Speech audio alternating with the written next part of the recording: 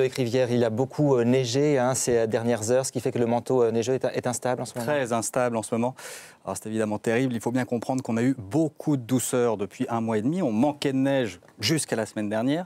La neige est tombée en quantité sur l'ensemble des massifs et notamment dans les Alpes.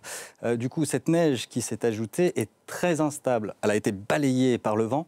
Ça a formé ce qu'on appelle des plaques à vent. Ce sont des plaques de neige entières qui peuvent se détacher à tout moment. Alors là, on l'a dit, le risque d'avalanche était de 3 sur 5 aux deux Alpes. Mais c'est justement avec un risque d'avalanche de niveau 3 sur 5 que se déclenche le plus d'avalanches, ou en tout cas, c'est là qu'on retrouve le plus d'accidents, puisqu'on ne se méfie pas complètement de ce risque d'avalanche qui est quand même marqué.